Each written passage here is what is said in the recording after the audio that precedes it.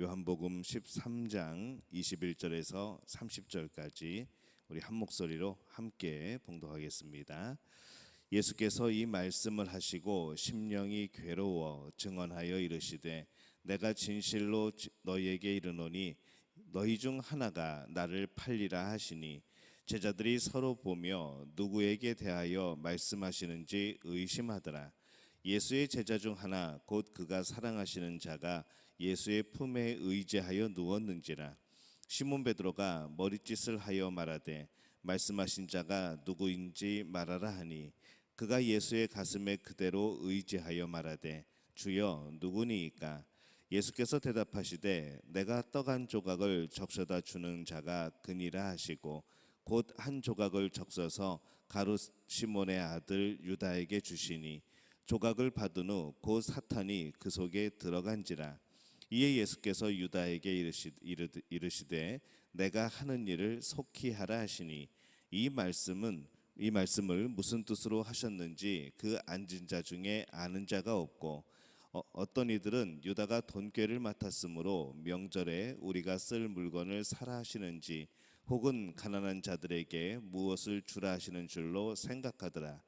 유다가 그 조각을 받고 곧 나가니 밤이러라. 아멘. 할렐루야. 하나님의 은혜가 오늘 새벽에 하루의 첫 시간을 주 앞에 드리는 우리 믿음의 가족들에게 함께 하시기를 예수님의 이름으로 축원합니다. 예수님은 이 가룟 유다 때문에 마음이 아프십니다. 21절에 보면은 괴로워 증언하여 이르시되 내가 진실로 너희에게 이르노니 너희 중 하나가 나를 팔리라 이렇게 말씀을 합니다. 예수님이 괴로우셨다는 것은 우리 앞서서 우리 말씀을 보게 될 때에 이 마리아가 우는 것을 보시고 또 괴로워 불쌍히 여기신 것에 이어서 이 두 번째로 나오는 단어이죠. 이 제자인 가룟 유다가 자신을 배신하는 것에 대해서 마음이 많이 아프셨고 또 이 가룟 유다를 생각하는 그 마음에 굉장히 괴로우셨다는 그런 내용입니다. 예수님은 이 가룟 유다의 배신을 아셨지만은 그럼에도 불구하고 이 가룟 유다에게 마지막 사랑을 베푸십니다. 26절에 보면은 예수께서 대답하시되 내가 떡 한 조각을 적셔다 주는 자가 그니라 하시고 곧 한 조각을 적셔서 가룟 시몬의 아들 유다에게 주시니라고 말씀을 합니다. 유월절 식사에서 이 식사의 주인은 이 손님에게 특별히 맛있는 부분을 떼어서 이제 그것을 수프에 적신 후에 손님에게 주는 이제 그런 관습들이 있습니다. 그렇게 주는 것은 그 손님을 향한 우정의 표시였고 또 그 손님을 향한 존경의 표시였던 것이죠. 정말 영예로운 자리에서 정말 복된 그런 식탁에서 예수님은 이 사랑스러운 마음으로 이 수프를 찍은 빵을 건네주십니다. 예수님은 그렇게 마지막까지 가룟 유다를 사랑하신 것이죠. 이 모습을 요한이 가장 분명하게 봅니다. 그래서 이 다른 이 복음서의 이 말씀과 비교를 해보면은 이렇게 이 가룟 유다에 대해서 또 예수님이 가룟 유다에게 행하시는 모습에 대해서 이렇게 자세하게 기록되고 그 예수님의 말씀을 기록한 또 복음서가 없습니다. 그래서 26절의 이 말씀은 예수님은 조용히 말씀하신 것 같고 그래서 아마 그 옆에 있던 예수님 옆에 있던 이 요한과 또 이 가룟 유다만 들은 것이 아닌가라는 생각을 하는 것이죠.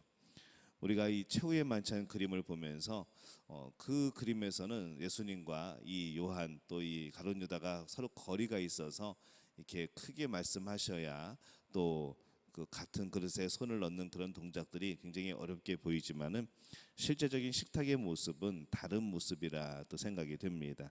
그래서 이 최후의 만찬을 생각하면은 조금 이해가 안 되는 부분이기는 하지만은 실제적으로 그것은 그림을 위한 것이고 실제적인 구조는 또 위치들은 다르지 않았을까라는 생각을 해보는 것이죠. 예수님의 그 아파하시는 마음 그러면서도 이 끝까지 가룟 유다를 향하여서 사랑을 베푸시는 그 모습을 이 오늘 말씀 속에서 우리는 발견을 합니다. 예수님께서 이 제자들에게 너희 중 하나가 나를 팔리라 이렇게 말씀을 하셨을 때 순간적으로 이제 침묵이 흘렀겠죠. 그 말씀이 직접적인 무엇을 말씀하시는 것인지 아니면 어떤 것을 상징하는 것인지 도대체 이게 무슨 말씀인지 아마 제자들은 생각을 했을 겁니다. 그러면서 그들은 예수님 얼굴에서 드러나는 그 고난을 앞둔 그런 고민들, 여러 가지 또 가룟 유다를 불쌍히 여기시는 그 모습들, 아마 그런 것들이 교차되어서 예수님 얼굴에 나타나지 않았을까 생각을 해봅니다. 그렇게 조용한 그런 침묵이 흘렀을 때에 이 베드로는 조금 떨어져 있는 요한에게 눈짓을 보내는 것이죠. 예수님께 물어보라고 그렇게 눈짓을 보내는 겁니다. 그래서 요한이 묻습니다. 25절에 보면은 주여 누구니까? 라고 묻습니다. 이것도 아주 크게 물을 수 있는 상황도 아니고 그냥 조용히 묻는 것이죠. 그리고 예수님도 조용히 대답한 것 같습니다. 26절에 보면은 예수께서 대답하시되 내가 떡 한 조각을 적셔다 주는 자가 그니라 하시고 곧 한 조각을 적셔서 가룟 시몬의 아들 유다에게 주시니, 이렇게 말씀을 하죠. 이 말씀이 이 요한복음에 기록되어 있다는 것이 예수님이 옆에 있었던 요한이 들었다는 그런 증거가 또 되기도 합니다. 이 순간에 가룟 유다가 얼마나 놀랐을까 생각을 해보는 거죠. 예수님의 사랑, 그리고 지금 예수님을 팔아넘기는 이 자신의 완악한 마음, 그것이 순간적으로 이제 비교가 되면서 아마 이 가룟 유다는 굉장히 놀랐을 겁니다. 그럴 걸 아시면서도, 내가 배신하고 예수님을 팔 거를 아시고 계시면서도 그렇게 사랑스럽게 나에게 빵을 전해주시던 예수님을 보면서 이 가룟 유다는 어떤 생각을 했을까, 또 어떤 선택을 했을까 우리가 생각해 보는 것이죠. 그는 분명히 예수님이 주시는 이 사랑의 빵을 받았습니다. 그 빵을 통하여서 마음을 돌이킬 수 있었고, 그 빵을 통하여서 내가 지금 잘못된 길을 가고 있구나라는 것을 알 수도 있었죠. 그런데 이 가룟 유다는 그때 그냥 빵만 받습니다. 예수님의 그 사랑은 받지 않은 것이죠. 그 사랑과 위험을 동시에 그가 느낍니다. 내가 위험해질 수 있겠구나. 예수님의 사랑의 관점을 둔 것이 아니라 내가 잘못하면은 그냥 여기서 그냥 내 뜻도 이루지 못하고 끝나버리겠구나 라는 생각이 들었던 것이죠. 그 순간 그는 사랑을 버려버리고 자신의 행하는 일들, 그 위험을 위험을 피하기 위해서 자기가 행하는 일들을 행하게 되는 겁니다. 그래서 재빨리 나가서 자신의 악한 계획을 실행에 옮깁니다. 이 순간에서 요한은 이 장면에 대해서 어떻게 말씀을 하는가 하면은 27절에 보면은 사탄이라는 단어를 처음이자 마지막으로 이 요한이 사용을 합니다. 조각을 받은 후 곧 사탄이 그 속에 들어간지라. 이에 예수께서 유다에게 이르시되 내가 하는 일을 속히 하라 하시니, 이렇게 말씀을 하죠. 사탄이 그에게 들어가서 큰 역할을 하였다. 요한이 그렇게 증언을 합니다.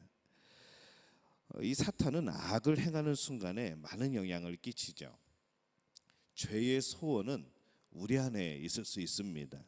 이 죄에 대한 소원은 우리 안에서 언제나 솟아날 수 있는 것이죠. 내 욕심이, 또 내 그런 바람이, 또 내 헛된 소망들이 정말 새로운 그런 죄의 모습으로 그런 우리 안에서 생겨날 수 있습니다.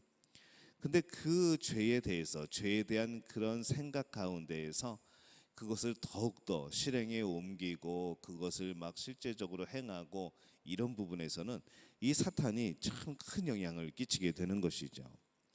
가만히 있는데 나를 사탄이 꼬여서 그렇게 그냥 막 사용하고 이런 부분이 아니라는 겁니다.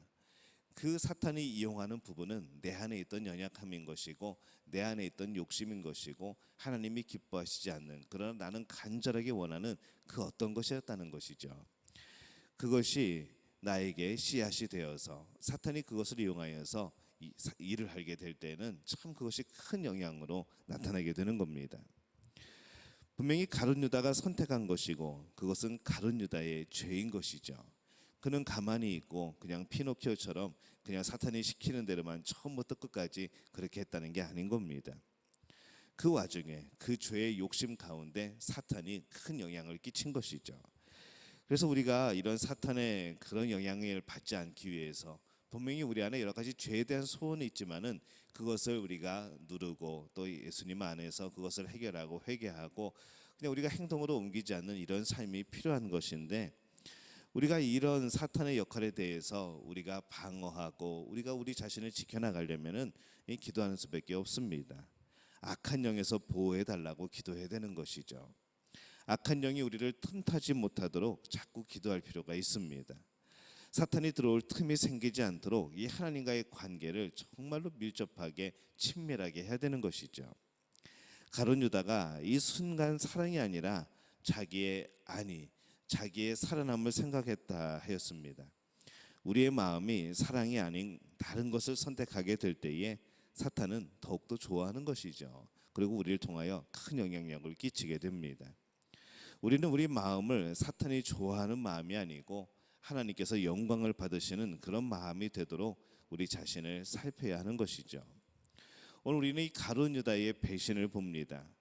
예수님께서 그를 보면서 얼마나 마음을 아파하셨는지, 그럼에도 불구하고 그를 얼마나 끝까지 사랑하셨는지 오늘 그 모습을 우리는 발견을 합니다.